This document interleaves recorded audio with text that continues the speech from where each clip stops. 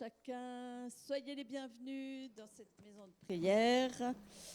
Je vous invite à prendre vos places. N'hésitez pas à vous approcher. Il y a encore 3 rangs vides devant. Parce que j'ai l'impression que les gens veulent présenter ces moments au Seigneur. Ce matin, donc, c'est l'équipe qui nous conduira dans la louange. C'est Marie-Valérie qui nous apportera le message de l'Évangile. Et nous voulons prier pour que Dieu bénisse ces moments. Merci Père, merci de ta fidélité, merci d'être présent à chacun de nos rassemblements, Seigneur, parce que tu te plais dans la présence de tes enfants, dans cette communion fraternelle, dans cette unité familiale, Seigneur. Je te prie vraiment que ce matin, il y ait toute la visitation du Saint-Esprit, que durant ces chants, nous puissions faire monter vers toi nos actions de grâce, nos louanges, que nous puissions chacun pour notre part élever des paroles qui réjouissent ton cœur de Père, et que tous ensemble nous soyons unis par le même esprit, cet esprit qui vient de toi, qui nous lie, qui nous donne de nous aimer les uns les autres, qui nous permet d'avancer ensemble sur ce chemin de l'éternité. Manifeste ta grâce, Seigneur. Bénis aussi Marie-Valérie dans l'annonce de ta parole, Seigneur, qu'elle puisse avoir cette liberté d'apporter ce que tu as mis sur son cœur, et qu'ensemble nous puissions nous réjouir de l'œuvre que tu as accomplie au travers des uns et des autres, des paroles que nous pourrons entendre, que ce soit dans les dons spirituels, dans les prières des uns et des autres, que nous puissions entendre ta voix, Seigneur, tout comme nous voulons l'entendre au travers de ta parole. Merci Jésus, bénis tous ces chants, Seigneur, cette équipe de louanges, Seigneur, tu la visites aussi et tu leur donnes de nous conduire dans ces chants et dans cette adoration qui veut vraiment s'élever vers toi ce matin. Béni soit ton nom, Père. Amen. Amen.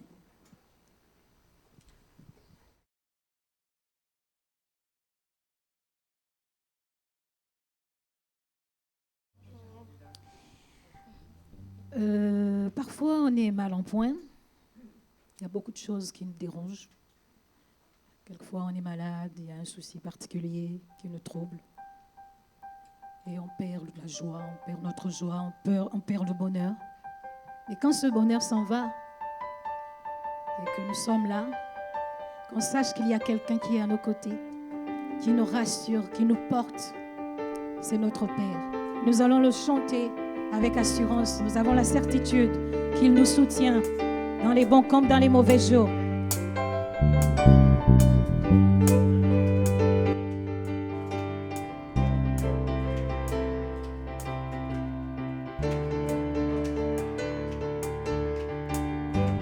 Tous ensemble. Quand le bonheur s'en va, et que je reste là, mon esprit dit tout va.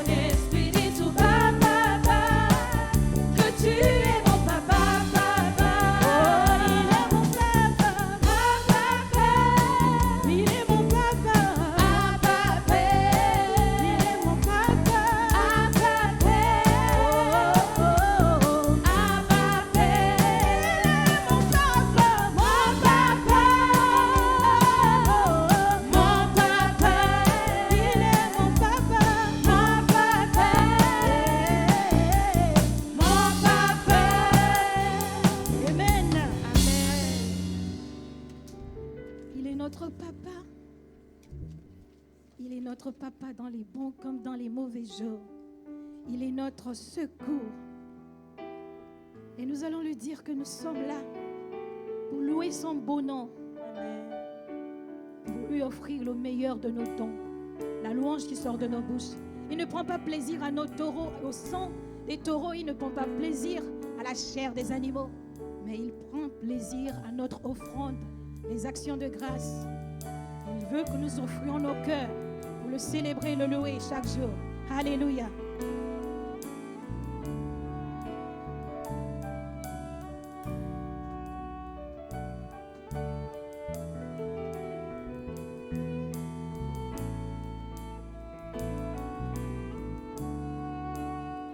Nous voici, Seigneur, tous ensemble. Nous voici, Seigneur. Nous voici. Pour louer ton nom Et pour te donner le meilleur de nos dons. le meilleur de nos temps. Nous voici, Seigneur, encore. Nous voici, Seigneur, Pour louer ton nom. pour louer ton nom Et pour te donner et pour te donner le meilleur de nos dons. le meilleur de nos temps. Notre amour pour toi. Notre amour pour toi, nos vies tout entières et nos cœurs crieux de joie. Abba Père, Aide-nous sans cesse. aide-nous sans cesse à te faire plaisir Et te dire avec tendresse. et te dire avec tendresse, je t'aime, Seigneur. Aide-nous sans cesse à te faire plaisir. Aide-nous sans cesse à te faire plaisir et te dire avec tendresse, je t'aime, Seigneur. Nous voici, Seigneur. Nous voici, Seigneur, Nous voici, Seigneur. pour louer ton nom Et pour te donner et pour te donner le meilleur de nos dons. le meilleur de nos temps. Notre amour pour toi. Notre amour pour toi, nos vies tout entières et nos cœurs crieux de joie. Abba Père, Aide-nous sans cesse. aide-nous sans cesse à te faire plaisir Et te dire avec tendresse. et te dire avec tendresse, je t'aime, Seigneur. Ce Dieu merveilleux, ce Dieu qui nous donne la force de le louer, comme nous venons de le lui demander, aide-nous sans cesse à te faire plaisir. Il est notre secours. Si la lune nous glace et le soleil nous menace, lui, il est là.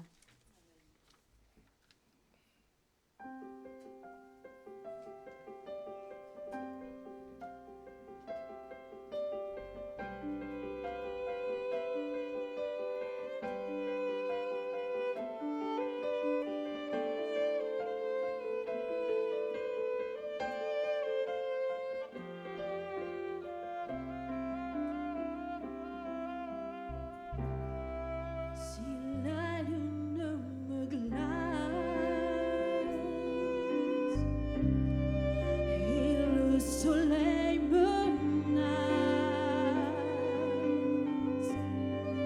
Créateur des étoiles, mon secours est en toi. Si mes larmes ruissaient et que mon pas chançait, Créateur de la terre, oh, mon secours est en toi.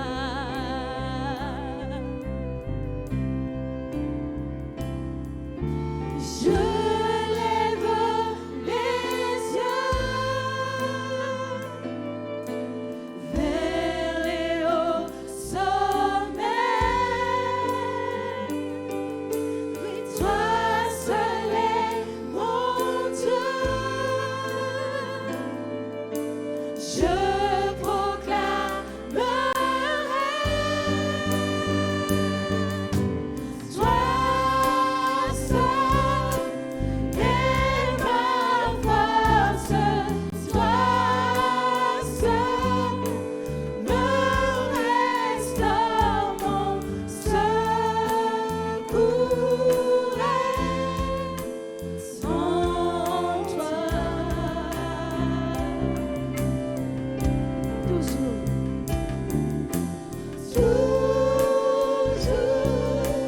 tu me portes, jamais tu ne dors, mon secours est en toi.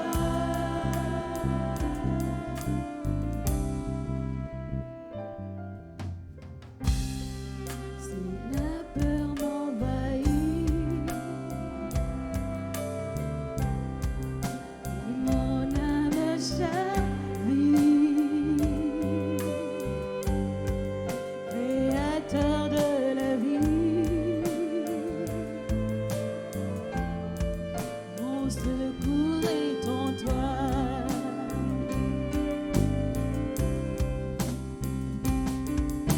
Je lève les yeux vers les hauts sommets. Toi seul est mon Dieu. Je proclamerai, toi seul est ma force, toi seul me restaure, mon secours est en toi. Toujours,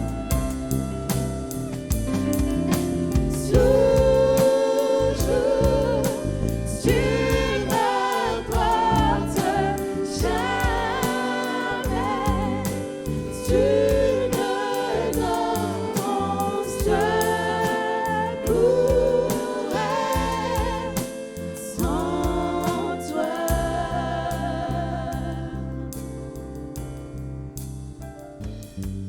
Ta victoire, mon espoir, ton chemin, mon destin, ton salut, mon refuge, tout est à toi. Ta victoire, mon espoir, ton chemin, mon destin, ton salut, mon refuge, tout est à toi. Ta victoire, mon espoir, ton chemin, mon destin, ton salut,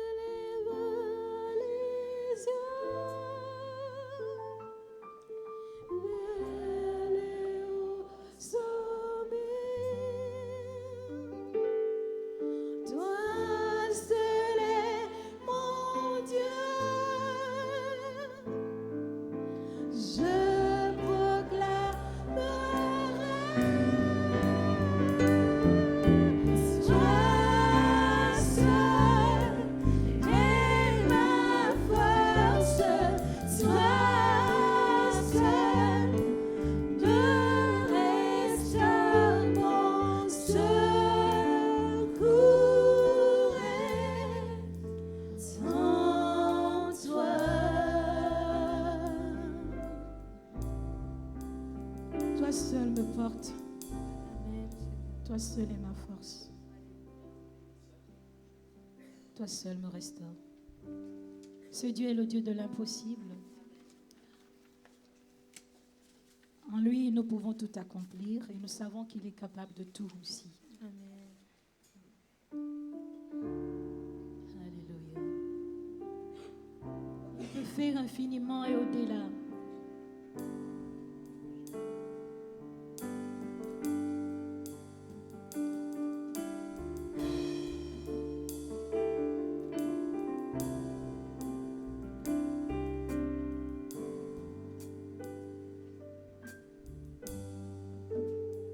Dieu peut faire infiniment et au-delà.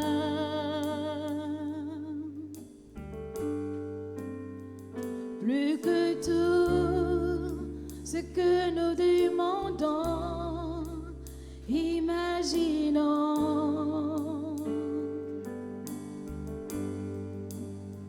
Ses promesses, oui, amen, se réalisent.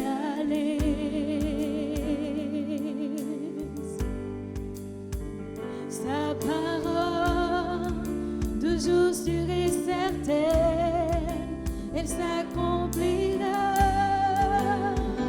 Dieu peut faire, tous ensemble.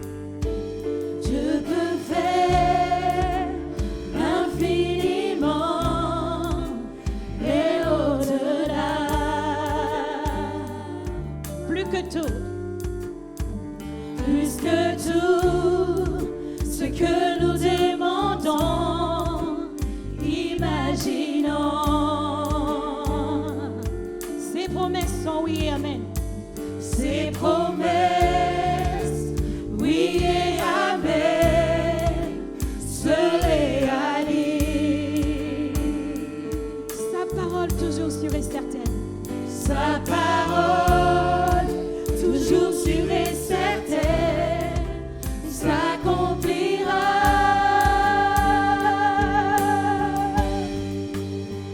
Car il est puissant.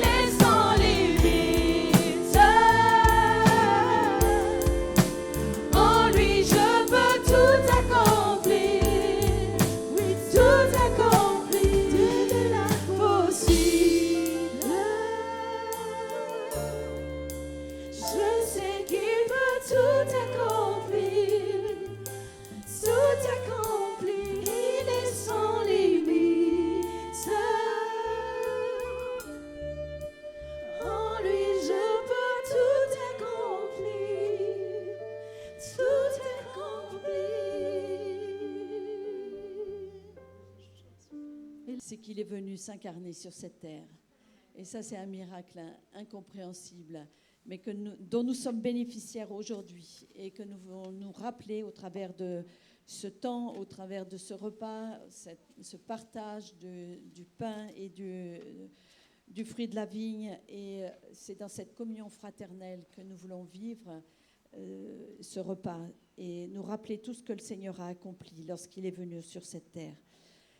Seigneur, que tu as aimé au point de donner Jésus qui est venu sur cette terre, Seigneur, et si cela dépasse notre entendement, nous voulons le saisir par la foi, le comprendre, l'intégrer par la foi et recevoir toutes les bénédictions qui sont rattachées à cette venue sur terre, à cette déclaration d'amour que tu nous as fait au travers de ce don parfait de ta vie. Béni soit ton nom, Jésus. Merci de bénir ces éléments, Seigneur, et que nous puissions, en les prenant, Seigneur, réaliser tout ce que tu as accompli pour chacun de nous, pour ton Église, pour notre terre, pour tout l'univers aussi, puisque tu as fait la paix sur la terre et dans le ciel au travers du don de ta vie.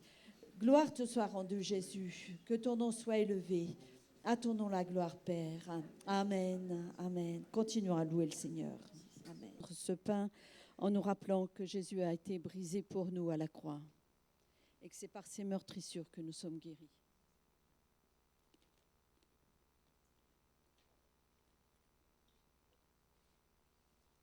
Ce fruit de la vie nous rappelle aussi son sang qui a coulé. C'est sa vie divine qui coule encore aujourd'hui dans chacun de nous.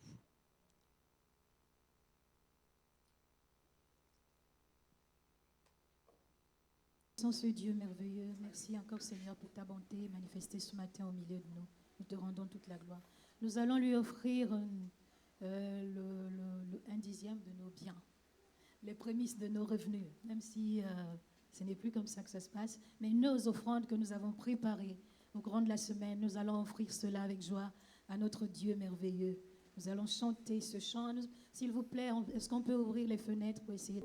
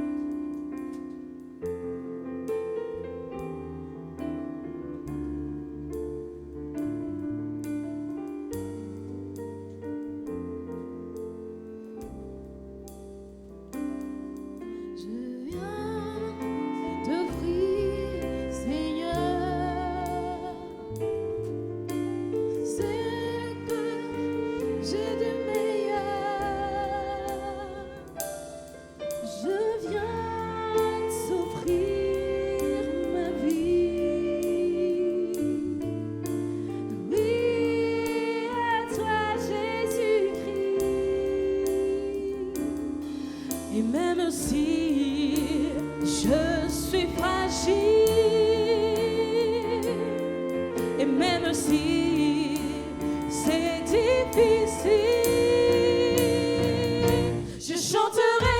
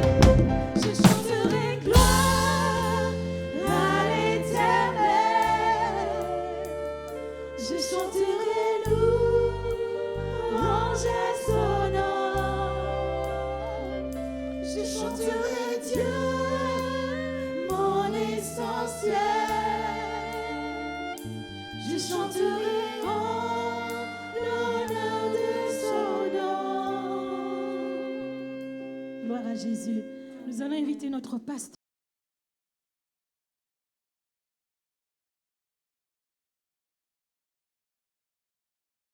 Bonjour à tous. Donc, je vais prier avant de commencer à parler de ce que j'ai à dire. Seigneur mon Dieu, je veux te remercier, Seigneur mon Dieu, pour ce temps que nous vivons ensemble, Seigneur. Père éternel, que tu disposes nos cœurs, Seigneur mon Dieu, à recevoir ta parole, Seigneur Jésus. Seigneur mon Dieu, que nous puissions la recevoir avec foi, Seigneur mon Dieu, mon roi.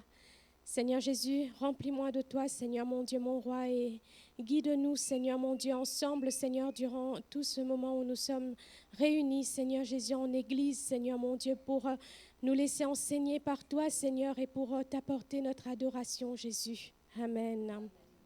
Amen. Alors, ce matin, j'ai pris un thème qui est l'Église épouse de Christ. L'Église épouse de Christ. Alors, en juillet, nous avons assisté à 2 mariages, 2 beaux mariages. Il est vrai qu'en tant qu'invité, on arrive le jour J, tout est beau, la salle est bien décorée, les mariés magnifiques dans leurs belles tenues, des bonnes choses à manger, à boire, enfin bref, une ambiance festive où chacun peut profiter des bons moments. Mais vous serez d'accord avec moi si je vous dis que tout cela n'arrive pas en un claquement de doigts le jour J. Pour ceux et celles qui ont déjà participé à l'organisation d'un mariage, vous avez compris que tout ce qui se passe le jour du mariage n'est que le fruit de plusieurs longs mois d'organisation. Et tout comme la mariée se prépare pour rentrer dans son mariage, ce matin, j'aimerais nous amener en tant qu'Église à nous préparer pour les noces de l'agneau, afin de ne pas passer à côté de ce festin que le Seigneur nous a préparé déjà. Apocalypse 19, verset 7, nous dit « Réjouissons-nous, soyons dans la joie et rendons-lui gloire, car voici venu le moment des noces de l'agneau, et son épouse s'est préparée. » Son épouse s'est préparée. Alors, comme je vous le disais, mon titre, c'est « L'Église épouse de Christ ». Qu'est-ce que l'Église ? Je pense que vous êtes d'accord si je vous dis que l'Église n'est pas un bâtiment, ce n'est pas un lieu. Le terme « Église » vient du mot « ecclésia », ce qui signifie « assemblée », des citoyens convoqués ou encore hors de la multitude.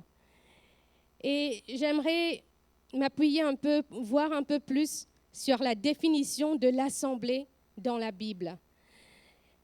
Alors, dans la Bible, on parle d'une assemblée, un rassemblement de gens, ou encore l'assemblée d'Israël au désert, dans Actes 7, verset 38. Il nous est parlé de l'assemblée des chrétiens dans une ville, l'église locale, comme nous ce matin. Nous sommes réunis en assemblée. Et l'assemblée des chrétiens sur la terre, qui est l'église universelle. En d'autres mots, l'église est une assemblée, un rassemblement. Jean 11, versets 51 à 52, nous dit « C'est aussi afin de réunir en un seul corps les enfants de Dieu dispersés. Dieu sauve les hommes un par un, non pas pour que chacun s'isole de son côté, mais pour qu'ils soient ensemble. » La Bible nous dit que l'Église est le corps de Christ, composé de ceux qui ont mis leur foi en Jésus-Christ pour leur salut. Et ce matin, nous sommes réunis en tant qu'Église, une Église locale. Et je crois sincèrement que Dieu le Père prend plaisir de voir ses enfants réunis. Ensemble, nous formons une Église et la parole déclare dans Jean 3,16 que Dieu nous a tant aimés, qu'il a envoyé son Fils unique, Jésus-Christ, pour nous sauver de la mort et nous donner cette vie nouvelle. Dieu nous sort de nos ténèbres, de nos désarrois, nos désespoirs, nos détresses, nos péchés. Il vient nous purifier et il nous amène à sa lumière. Amen.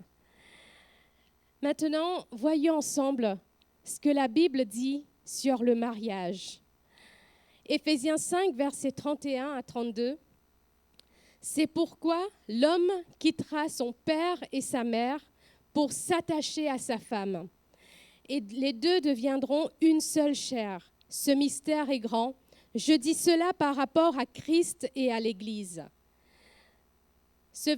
Dans ce verset, l'apôtre Paul fait un parallèle entre l'union d'un homme et d'une femme et l'union entre Christ et l'Église. Il dit, je dis cela par rapport à Christ et à l'Église. Tout d'abord, il évoque le fait que l'homme quittera son père et sa mère pour s'attacher à sa femme. Il y a comme une séparation. La femme aussi, qui vivait jusqu'à présent sous l'autorité de son père, va laisser sa famille pour se mettre sous l'autorité de son mari. À son mariage, encore aujourd'hui, c'est souvent le cas, la femme change d'identité. Elle qui portait le nom de son père va prendre le nom de son mari. Et à partir de leur union, donc comme je vous le disais, l'homme quitte le petit cocon familial, son père, sa mère, pour s'attacher à sa femme. Et il va surtout assumer l'autorité de son foyer. L'homme va protéger son épouse, ses enfants, pourvoir à leurs besoins, les aimer, leur être fidèle et assurer leur bien-être. Et la femme, quant à elle, va se mettre sous l'autorité de son mari. Elle lui sera une aide, un soutien dans la vie de chaque jour. Je dirais que si cette phase de séparation où l'homme décide réellement de quitter sa vie de célibataire, là où il était libre de sortir avec ses copains tous les soirs, faire la fête tous les samedis, passer ses soirées devant les jeux vidéo ou aller à 5 entraînements de foot par semaine, s'il ne décide pas de lâcher cette vie de célibataire pour rentrer dans le mariage, à un moment donné, ça va clasher. On ne peut pas avoir la même vie quand on est célibataire et quand on se marie. Quand on se marie, automatiquement, on renonce à certaines choses pour vivre des nouvelles choses. Et c'est la même chose dans l'union entre Christ et l'Église. En tant que chrétien, on ne peut pas avoir la même vie avant de connaître le Seigneur et après l'avoir rencontré. Nous sommes unis à Christ et nous sommes appelés à laisser notre ancienne vie pour vivre une nouvelle vie avec le Seigneur. Mais avons-nous réellement renoncé à notre passé?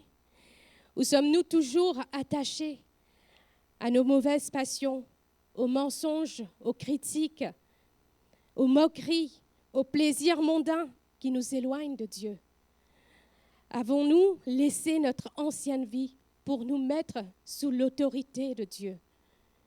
Est-ce que ce verset de 2 Corinthiens 5, verset 17, qui dit « Si quelqu'un est en Christ, il est une nouvelle créature. Les choses anciennes sont passées et voici toutes choses sont devenues nouvelles. » Est-ce que ce verset est une réalité dans notre vie? Éphésiens 5, versets 22 à 28, nous dit ceci. « Femmes, soyez soumises à vos maris comme au Seigneur, car le mari est le chef de la femme, comme Christ est le chef de l'Église, qui est son corps et dont il est le sauveur. Or, de même que l'Église est soumise à Christ, les femmes aussi doivent l'être à leur mari en toutes choses. Maris, aimez vos femmes, comme Christ a aimé l'Église et s'est livré lui-même pour elle, afin de la sanctifier par la parole après l'avoir purifiée par le baptême d'eau, afin de la faire paraître devant lui, cette Église glorieuse, sans tache, ni ride, ni rien de semblable, mais sainte et irrépréhensible. C'est ainsi que les maris doivent aimer leurs femmes comme leur propre corps. Celui qui aime sa femme aime lui-même. Amen. Ces paroles de Paul nous révèlent une fois de plus l'intensité, la profondeur de l'amour de Jésus pour son Église. Il est le modèle, Jésus est le modèle parfait pour les couples, parce que l'amour prime. C'est l'amour qui prime. Il est dit que c'est par amour que Christ s'est livré pour l'Église, qu'il a donné sa vie pour l'Église. Et aujourd'hui encore, Jésus-Christ est celui qui prend soin de son Église. Il la relève, la console, la fortifie. Il est celui qui purifie, qui nourrit son Église. Jésus est toujours le même.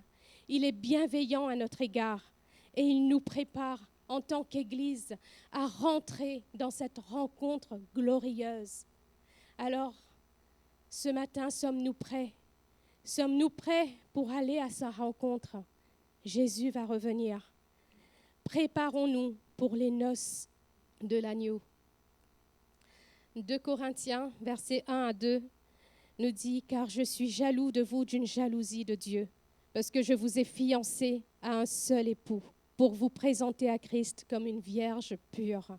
Je vous ai fiancés. » C'est Paul qui va interpeller à un moment donné l'église de Corinthe, parce qu'il voit que plusieurs commencent à partir, à se détourner de Christ en se laissant tromper par des faux prédicateurs. Et il dira ceci à l'église de Corinthe: « Je vous ai fiancés à un seul époux pour vous présenter à Christ comme une vierge pure. » Si ce matin Paul était au milieu de nous, peut-être qu'il nous dira aussi: « Église de Poitiers, je vous ai fiancés à un seul époux pour vous présenter comme une vierge pure à Christ. » Je crois qu'aujourd'hui encore, en tant qu'Église, nous pouvons considérer les temps que nous vivons comme un temps de fiançailles, comme une période où nous nous préparons dans les fiançailles avec Christ. Et vous savez sans doute à quoi servent les temps de fiançailles. C'est à se préparer pour rentrer dans le mariage. Les fiancés apprennent à se connaître l'un et l'autre et se préparent pour qu'ils puissent être prêts le jour J. « Car je suis jaloux, dit le Seigneur, de vous. » Dieu attend de nous que nous lui soyons fidèles et intègres, que nous soyons fidèles et intègres dans notre relation avec Jésus. Lui, il est et il sera toujours fidèle pour nous. Que notre engagement envers lui soit plein et entière. Josué 24, versets 14 et 15. « Maintenant, craignez l'Éternel et servez-le avec intégrité et fidélité. Faites disparaître les dieux qu'ont servi vos pères de l'autre côté du fleuve et en Égypte, et servez l'Éternel.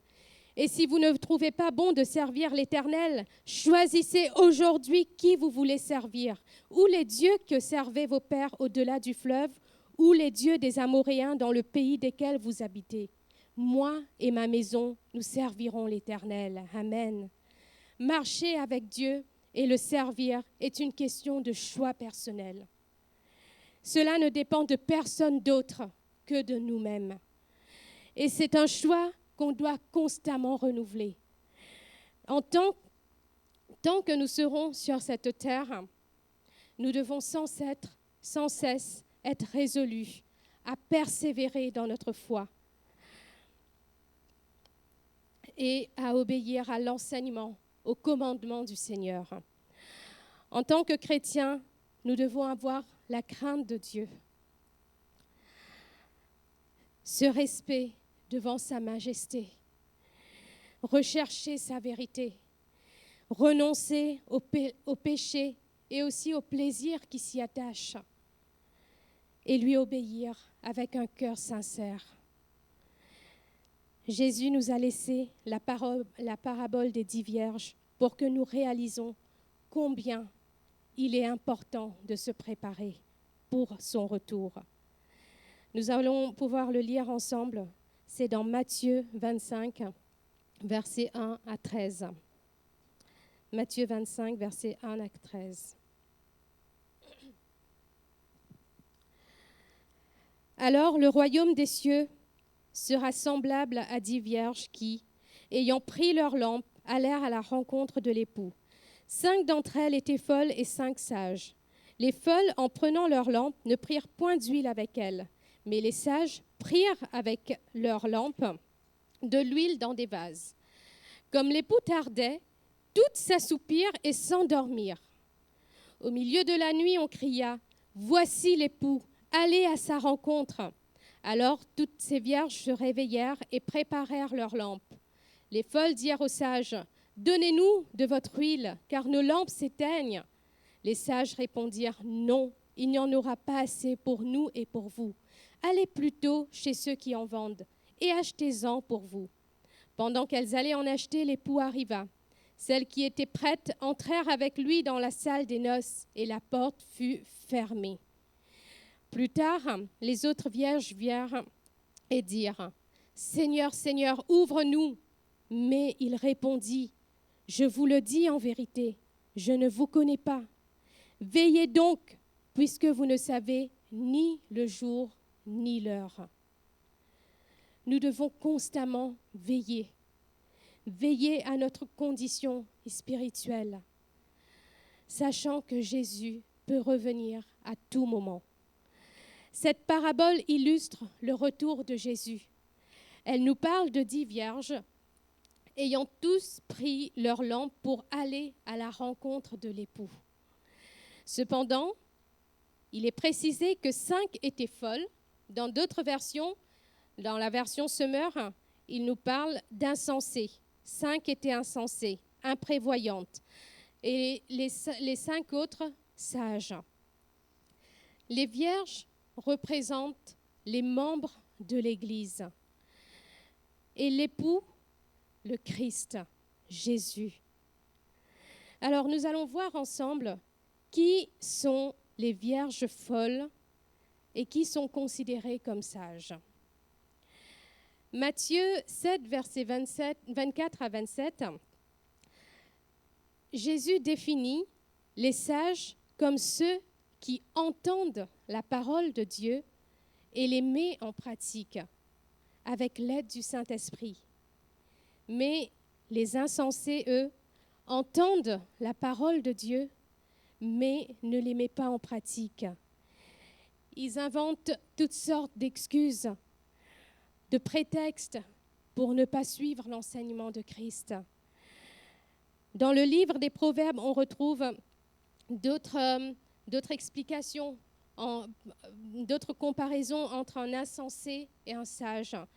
Proverbe 18, verset 6 nous dit « Les lèvres de l'insensé se mêlent aux querelles et sa bouche provoque les coups. » Proverbe 14, verset 16 « Le sage a de la retenue et se détourne du mal, mais l'insensé est arrogant et plein de sécurité. » Et encore Proverbe 28, 26 « Celui qui a confiance dans son propre cœur est un insensé, mais celui qui marche dans la sagesse sera sauvé. » Amen.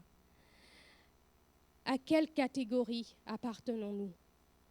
Cherchons-nous à honorer le Seigneur, à nous laisser guider par le Saint-Esprit, à lui être fidèles dans chaque moment de notre vie? Ou est-ce que nous nous laissons séduire par les paroles ou les choses qui nous éloignent petit à petit de Dieu? Je pense que ce matin, chacun peut répondre à cette question personnellement. Il est important de savoir se situer pour pouvoir avancer.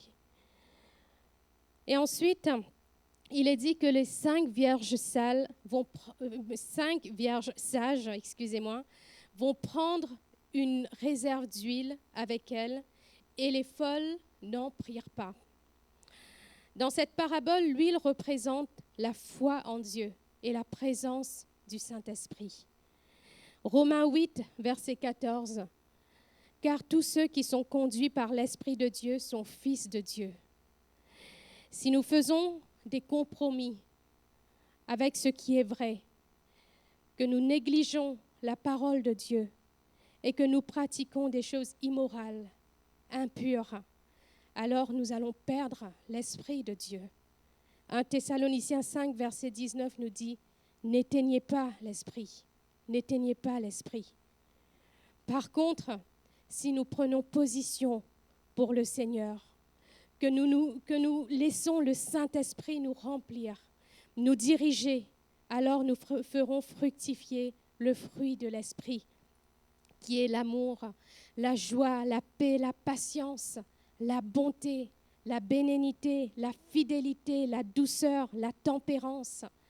Et notre témoignage dans ce monde glorifiera le nom de l'Éternel, le nom de notre Dieu. Comme ces vierges, peut-être que vous avez l'impression que le Seigneur tarde à revenir, que Jésus tarde. Mais une chose est sûre, la Bible le dit, il reviendra. Dieu n'est jamais en retard. Il n'est jamais trop tard pour Dieu. Il reviendra, soyons-en sûrs. Jésus précise aussi une chose importante, que toutes les vierges s'étaient endormies. Toutes s'étaient endormies, les sages comme les folles. Et elles ont toutes été surprises par la venue de l'époux. À l'heure actuelle, il y a beaucoup de chrétiens qui ont déjà abandonné la foi pour suivre les voies du monde, les richesses temporaires, les plaisirs ou encore à cause des épreuves. D'autres négligent la parole de Dieu et pensent que le fait de croire en Jésus ou de venir simplement à l'église suffit pour être sauvés. Mais la vérité est que nous devons rester fermes dans notre marche avec le Seigneur et accomplir les œuvres qu'il a préparées d'avance pour nous.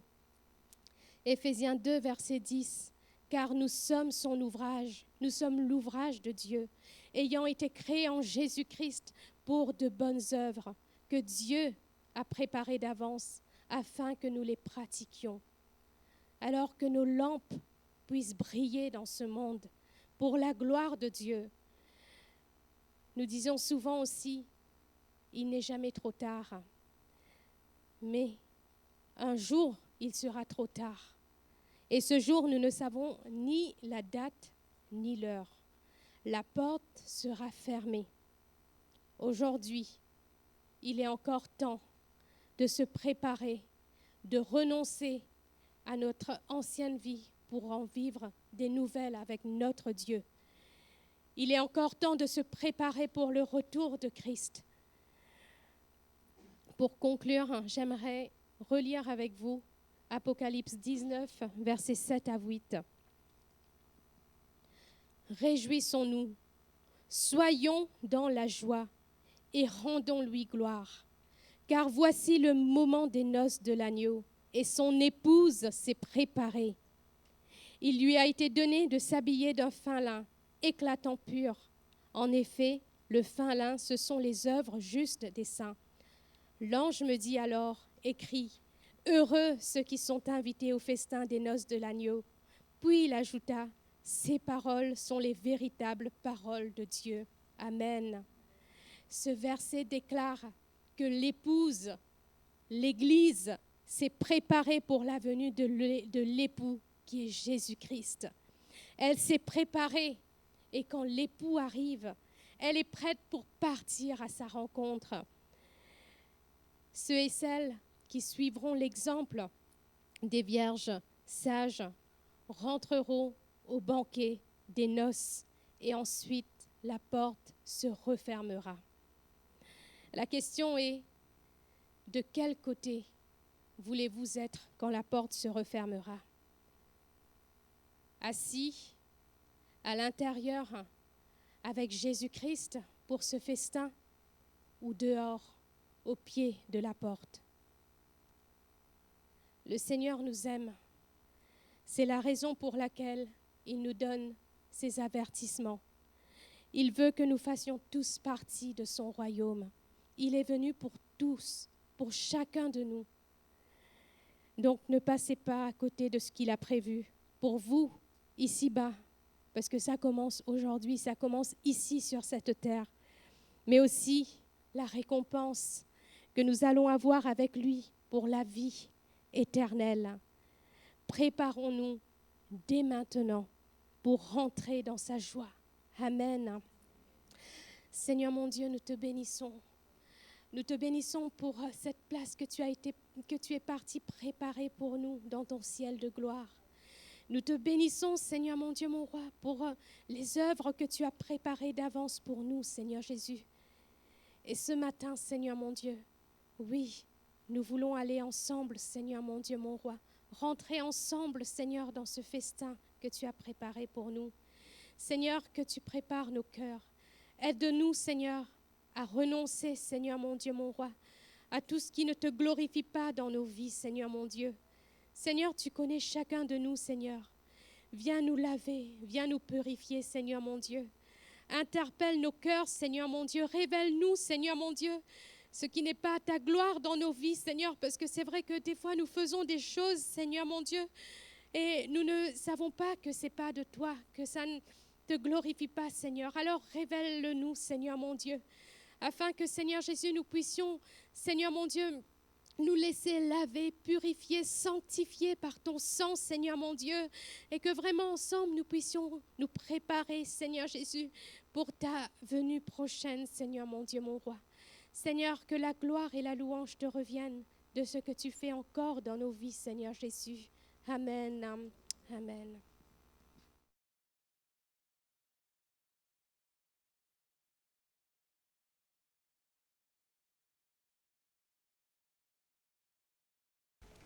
Nous allons chanter un dernier chant à notre Dieu. Le rideau retombe. Nous allons offrir nos cœurs au Seigneur. Nous chantons des jolies chansons, mais nous apportons plus qu'un beau chant. Chanter n'est pas suffisant, mais c'est l'offrande de nos cœurs. La parole a été annoncée aujourd'hui. Le Seigneur veut un engagement vrai. Nous allons le chanter sincèrement, offrir nos vies à Jésus.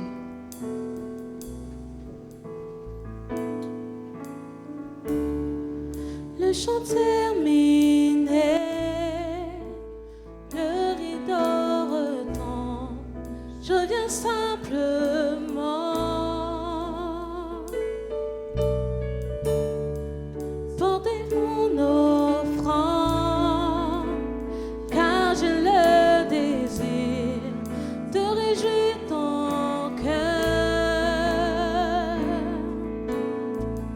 J'apporte plus qu'un beau chant, chanter ne suffit pas pour répondre à ton appel.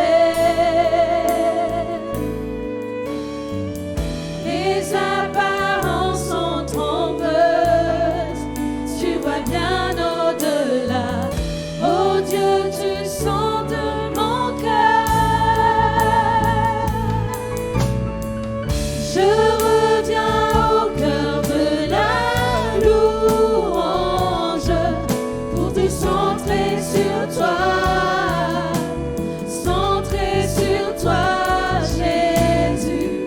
Oui, je renonce à tous mes faux semblants pour te centrer sur toi, Jésus.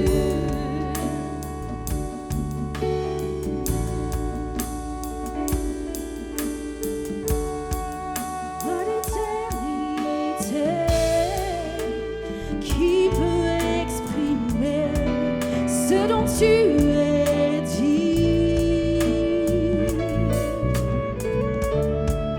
Bien que faible et pauvre, oui, je te donne tout, prends toute ma vie. Je t'offre plus qu'un beau chant, chanter ne suffit pas pour répondre à ton appel. Les apparences sont trompeuses, tu vois bien au-delà. Oh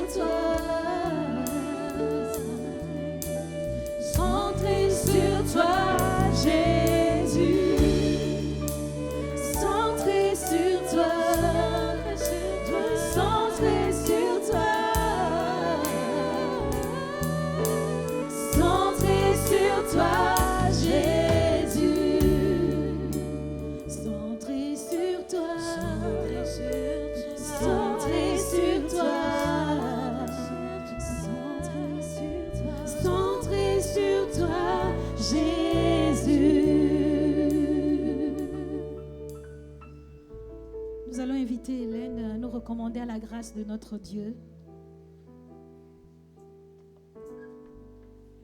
Merci Père pour ces moments passés sous ton regard. Merci de nous garder dans ta paix, que nous puissions vraiment nous préparer comme cette épouse se prépare pour la venue de son époux. Seigneur, nous voulons aussi être prêtes pour ton retour, Jésus. Manifeste ta grâce, garde-nous dans ta paix, Seigneur, raccompagne chacun et que nous puissions garder ces paroles dans notre cœur, les repasser, tout comme Marie le faisait, repasser ces paroles dans notre cœur et chaque jour de notre vie, être en harmonie avec ce que tu veux, avec ta volonté, et ainsi accomplir ce que tu désires. Béni soit ton nom, Jésus, pour ta présence, et merci pour le Saint-Esprit qui nous aide, jour après jour, à être en contact avec le trône. Béni sois-tu, Seigneur. Amen. Amen. Bon retour à chacun.